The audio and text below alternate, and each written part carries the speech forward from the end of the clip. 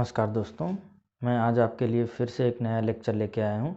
इसमें भी हम बेसिक सी बातें पढ़ेंगे और इसके बाद अगले लेक्चर से हम जो थर्मोडायनेमिक्स की बातें हैं जो बहुत ही ज़्यादा इम्पोर्टेंट है वो पढ़ेंगे। इस लेक्चर में हम कुछ बेसिक बातें पढ़ेंगे, जैसे हमारा मोल कॉन्सेप्ट के बारे में।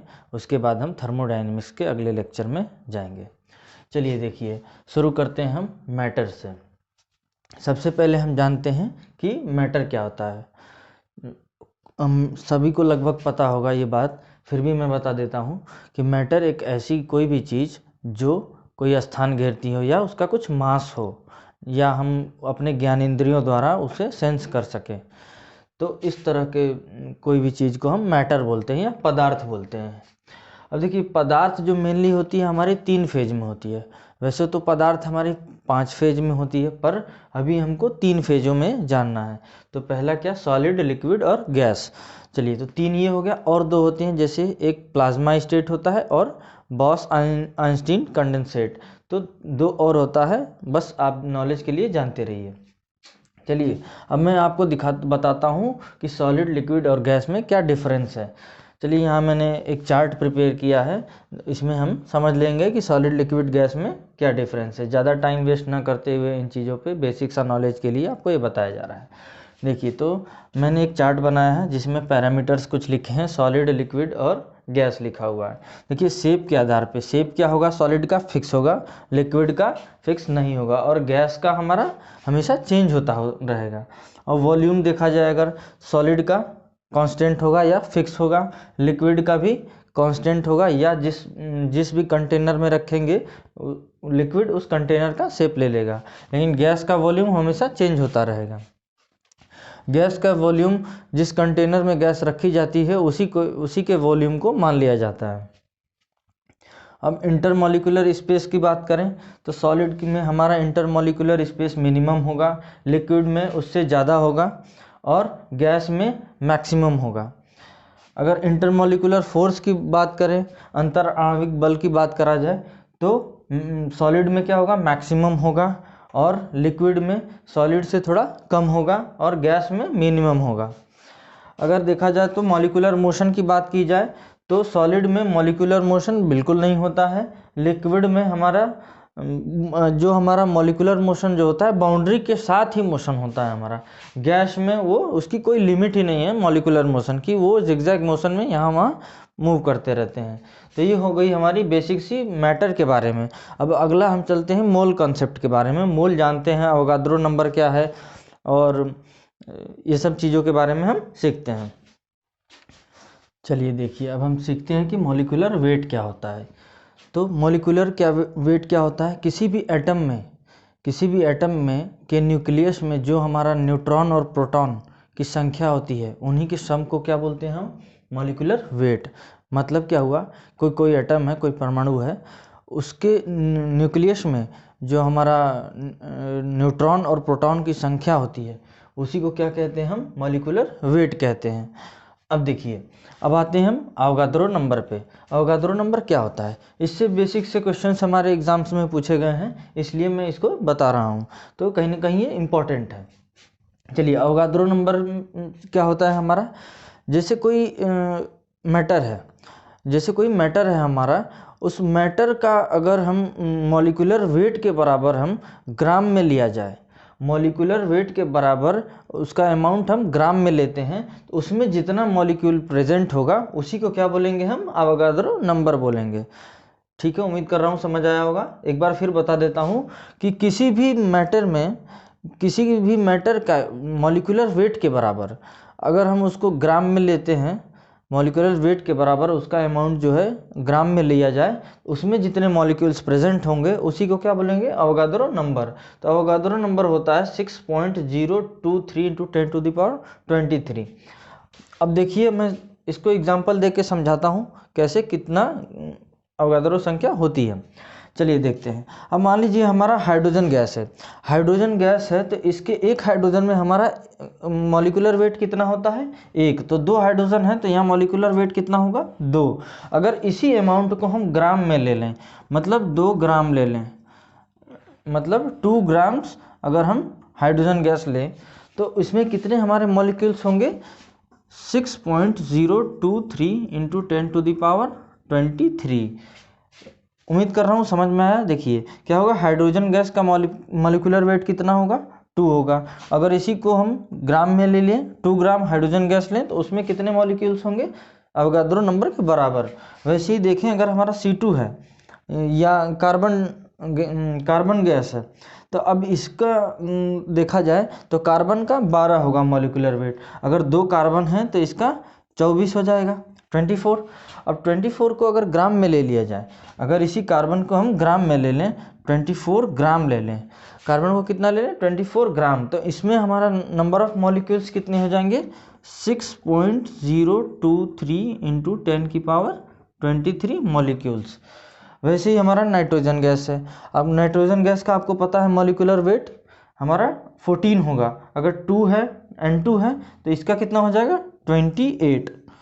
तो इसका मॉलिक्यूलर वेट 28। अगर 28 हम ग्राम में ले लें, तो इसका भी, इसमें 28 ग्राम नाइट्रोजन गैस में भी कितने मॉलिक्यूल्स होंगे? 6.023 इंटू 10⁻23। अब देखिए, अब आते हैं अगला कार्बन डाइऑक्साइड पे। अब कार्बन डाइऑक्साइड का कितने मॉलिक्यूल्स होते हैं हमारा? जैसे देखिए, कार्बन के हमारे 12 और ऑक्सीजन के यहाँ पे ऑक्सीजन का 16, तो 12 और यहाँ 16 32 हो गया, और ये 12 44, मतलब 44। अगर हमारा मॉलिक्यूलर वेट है कार्बन डाइऑक्साइड का, अगर इसको हम 44 ग्राम ले लिया जाए, 44 ग्राम में ले लें, तो इसमें भी कितने मॉलिक्यूल्स होंगे? Number of molecules 6.023 into 10⁻23।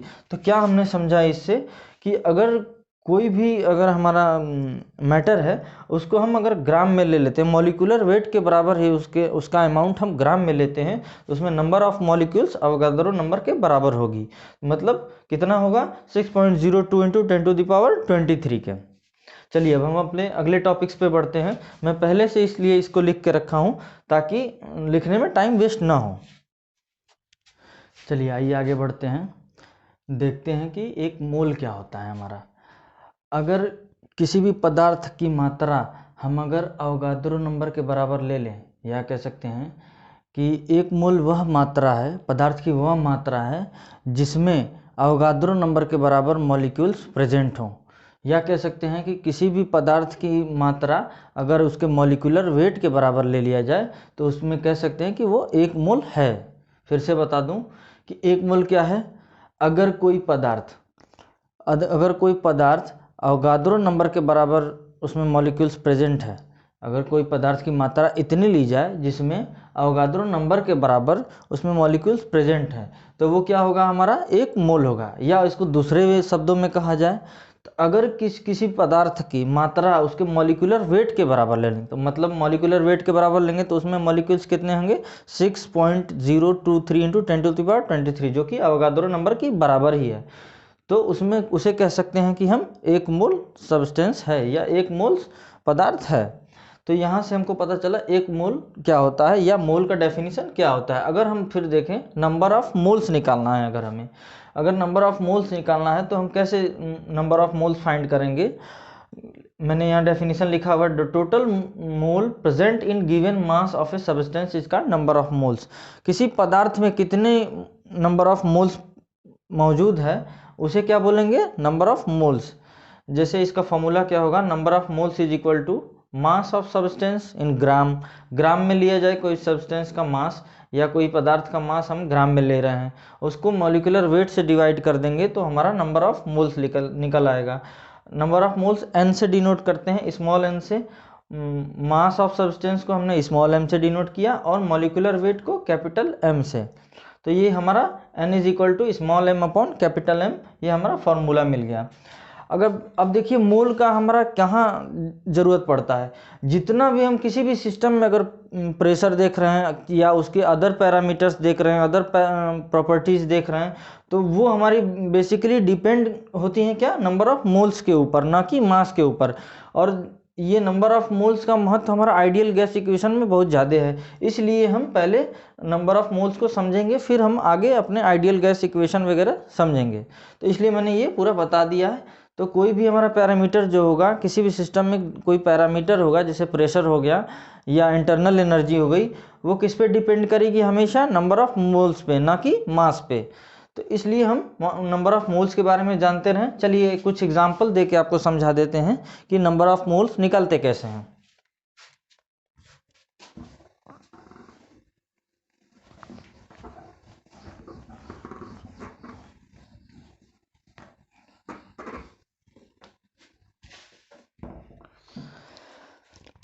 चलिए देखिए, हम मान लेते हैं फॉर एग्जाम्पल,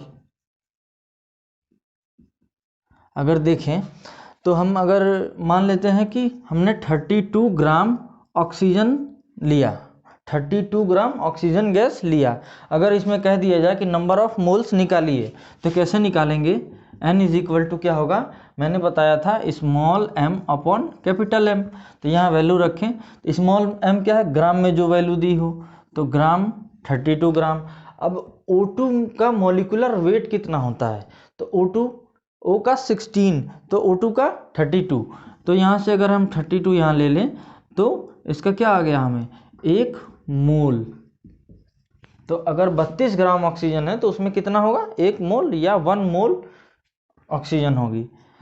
अगर अब दूसरा एग्जांपल इसका लेते हैं, अगर मान लेते हैं हम लोग 32 kg ले लिया, यहाँ पे हम 32 kg ऑक्सीजन ले लें, तो फिर से अगर नंबर ऑफ मोल्स निकालने को कहा जाए तो हम फिर से रखेंगे ये 32 kg है इंटू 10 की पावर 3 और अपॉन 32। तो यहाँ से क्या आ गया? 10 की पावर 3 मोल या 1 किलो मोल। इसको क्या बोलेंगे? 1 किलो मोल। तो यहाँ से हमने देखा किलो मोल क्या होता है। अब तीसरा मान लेते हैं, एक और एग्जांपल लेते हैं। हम मानते हैं कि मान लीजिए 16 ग्राम, अगर 16 ग्राम हाइड्रोजन गैस ले लें, 16 ग्राम हमने क्या लिया? हाइड्रोजन गैस ले लिया। तो चलिए यहाँ से अब अगर इसका नंबर ऑफ मोल्स निकालने को दिया जाए तो n इज इक्वल टू इसका है 16 अपॉन हाइड्रोजन कितना होता है? 1, मॉलिक्यूलर वेट 1। अगर 2 हाइड्रोजन है तो इसका मॉलिक्यूलर वेट 2। तो यहाँ से अगर निकालें तो क्या आएगा? 8 मोल्स। तो देखिए अब हमने 3 एग्जांपल लिए, इसका कितना आ गया? 8 मोल्स। अगर एक और एग्जांपल चलिए ले लेते हैं। चलिए अब लेते हैं क्या, मान लेते हैं 22 ग्राम हमने CO2 लिया, कार्बन डाइऑक्साइड लिया, कितना? 22 ग्राम। यहाँ अगर हम निकालते हैं नंबर ऑफ मोल्स तो ये क्या होगा? 22 small m upon capital M। तो हमने बताया था इससे पहले भी, CO2 का हमारा मॉलिक्यूलर वेट कितना होगा? 44।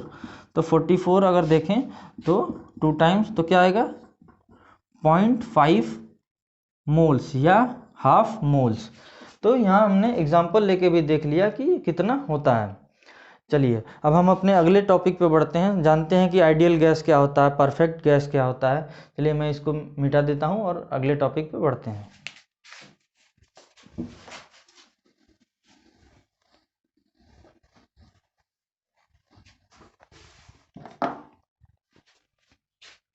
चलिए हमारा अगला टॉपिक है आइडियल गैस। आइए देखते हैं हमारा आइडियल गैस क्या होता है। जैसे हम ऐसी गैस, आइडियल गैस ऐसी गैस है जिसमें हम कोई भी लॉसेस को कंसीडर नहीं कर सकते हैं, या हम कह सकते हैं कि आइडियल गैस की कुछ प्रॉपर्टीज़ मैंने यहाँ लिख दी है, आप देख लीजिए। मैं बताता जा रहा हूँ एक एक करके। जैसे हमारा आइडियल गैस है तो इसमें इंटरमॉलिक्यूलर फोर्सेस क्या होंगे? 0 होंगे, और इंटरमॉलिक्यूलर कोलिजन भी नहीं होगा, और कह सकते हैं कि उसके मॉलिक्यूल्स जो होंगे इनफाइनाइटली स्मॉल होंगे। और क्या कह सकते हैं, इसमें आइडियल गैस में जो हमारा वॉल्यूम होगा, पूरा टोटल वॉल्यूम जो होगा इसका इंटरमॉलिक्यूलर मोशन के लिए ही सिर्फ होगा, और इंटरनल एनर्जी जो होगी हमारी आइडियल गैस की एब्सोल्यूट टेम्परेचर पे डिपेंड करेगी। अब ये कहेंगे कि आप एब्सोल्यूट टेम्परेचर क्या होता है? इसको हिंदी में बोलते हैं परम शून्य ताप, इसको 0 डिग्री केल्विन। अभी मैं इसके बारे में भी बताऊंगा, तो अभी बस ये जान लीजिए कि 0 डिग्री केल्विन को ही हम एब्सोल्यूट टेम्परेचर बोलते हैं। और ये जो एब्सोल्यूट टेम्परेचर है ये अर्थ पे पॉसिबल नहीं है, और हमारी आइडियल गैस भी होती नहीं है, सिर्फ हम पढ़ने के लिए ही आइडियल गैस को मान के पढ़ते हैं। तो जो हमारा इसका अगला प्रॉपर्टी है आइडियल गैस का, it does not change its face during thermodynamic process. किसी भी थर्मोडाइनमिक प्रोसेस में ये अपना स्टेट चेंज नहीं करता, इसीलिए हम इसको आइडियल गैस मान लेते हैं, ताकि वो चेंज ना हो थर्मोडाइनमिक प्रोसेस में, और इसको आसानी से हम स्टडी करने के लिए यूज़ कर सकें। अगला क्या है हमारा, आइडियल गैस जो है चार्ल्स लॉ, बॉयल्स लॉ और गे-लुशक लॉ को फॉलो करती है। तो ये भी चार्ल्स लॉ, बॉयल्स लॉ और गे-लुशक लॉ भी हम अगले टॉपिक में पढ़ने वाले हैं। तो इतना था हमारा आइडियल गैस का बेसिक कॉन्सेप्ट। अब हम आते हैं हमारा परफेक्ट गैस क्या होता है। जो परफेक्ट गैस एक तरह की आइडियल गैस ही है। परफेक्ट गैस जो होती है हमारी आइडियल गैस होती है, जो जिसमें क्या होता है हमारा Cp और Cv कांस्टेंट रहता है टेम्परेचर वेरिएशन में। अब कहेंगे Cp और Cv क्या है। Cp जो है हमारा specific heat at constant pressure है, और Cv specific heat at constant volume. अब स्पेसिफिक हीट क्या होता है, किसी भी मैटर का 1 डिग्री टेम्परेचर बढ़ाने के लिए या कम करने के लिए जितना एनर्जी दी गई या जितना एनर्जी ली गई, तो उसे ही क्या बोलते हैं, स्पेसिफिक हीट बोलते हैं। तो इतना हमने जान लिया, और इसमें जो और भी टॉपिक्स हैं वो आगे आने वाले टॉपिक्स में हम उसको कवर करेंगे। चलिए अब अगला टॉपिक पे हम बढ़ते हैं। मैं यहाँ लिख दे रहा हूँ इसलिए ताकि आप लोग इससे नोट्स बना सकें आसानी से, साथ ही साथ आप नोट्स बनाते चलेंगे, आपके लिए आसानी होगी फ्यूचर में पढ़ने के लिए। तो ये बेसिक से टॉपिक्स हैं हमारे थर्मोडायनेमिक्स के, जो कि जानना ज़रूरी है, इसलिए मैं इन टॉपिक्स को बता रहा हूँ। कहीं ना कहीं छोटे छोटे स्टेट एग्ज़ाम्स में इसमें से छोटे छोटे क्वेश्चंस बन जाते हैं, तो ये भी कहीं ना कहीं आपके लिए बहुत ज़रूरी है। तो अगले टॉपिक पे बढ़ते हैं, आप इसे नोट कर लीजिए तब तक। चलिए आइए अब हम देखते हैं कि हमारा गैस क्या होता है, वेपर क्या होता है, और गैस वेपर में क्या अंतर है, क्रिटिकल टेम्परेचर क्या है, और क्रिटिकल टेम्परेचर के आधार पे कब गैस बोलेंगे और वेपर बोलेंगे। चलिए आइए देखते हैं। अगर कोई सब्सटेंस को प्रेशर बढ़ा के लिक्विफाई नहीं किया जा सके तो उसे क्या बोलेंगे, गैस बोलेंगे। आसानी से अगर प्रेशर बढ़ा के लिक्विफाई नहीं किया जा सके तो उस तरह के सब्सटेंस को क्या बोलेंगे, हम गैस बोलेंगे। अब देखिए वेपर क्या होता है, कोई भी अगर गैस है उसको हम आसानी से उसका प्रेशर बढ़ा के अगर लिक्विफाई कर लेते हैं तो क्या होगी, हमारी वेपर होगी। वो गैस नहीं, फिर क्या होगी, वेपर होगी। अब देखिए आते हैं अगले टॉपिक पे, हमारा क्या है, क्रिटिकल टेम्परेचर। उम्मीद कर रहा हूँ ये समझ आया होगा आपको, छोटी सी बात है, नॉर्मल सी, सिंपल सी। अब आते हैं क्रिटिकल टेम्परेचर पे, तो इसको TC से डिनोट करते हैं। क्रिटिकल टेम्परेचर वो टेम्परेचर होता है, वो मैक्सिमम टेम्परेचर होता है जिसपे कोई भी हमारी गैस जो है वो लिक्विफाई हो जाए। वो मैक्सिमम टेम्परेचर जो होगा जिस पे हमारी कोई गैस लिक्विफाई हो जाए।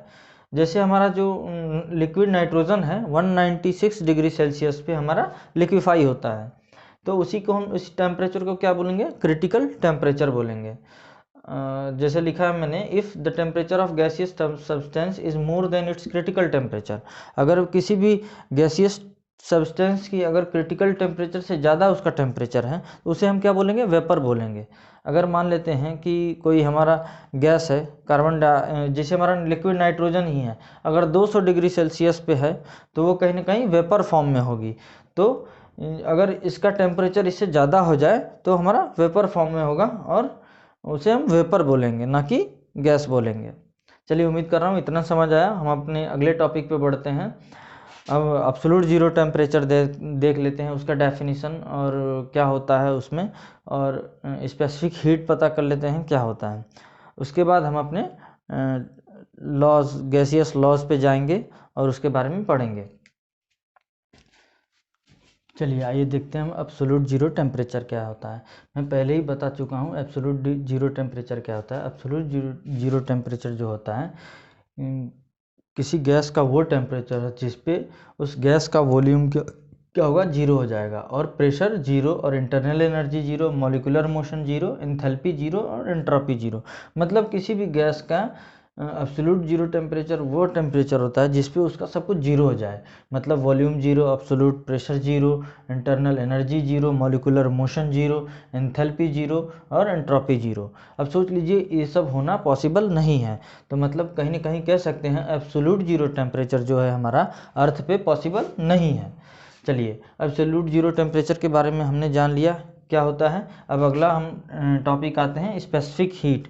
मैंने बताया था अभी थोड़ी देर पहले कि जो स्पेसिफिक हीट होती है किसी भी सब्सटेंस का 1 डिग्री सेल्सियस अगर टेम्परेचर बढ़ाना है या घटाना है, उसमें जो हीट एनर्जी देनी पड़े या उसमें से हीट एनर्जी निकालनी पड़े, उसी को हम क्या बोलेंगे, स्पेसिफिक हीट। मैंने डेफिनेशन लिख दी है, आप नोट कर सकते हैं। और इसके बाद हम अगले टॉपिक पे बढ़ेंगे जो हमारा होगा गैसियस लॉ।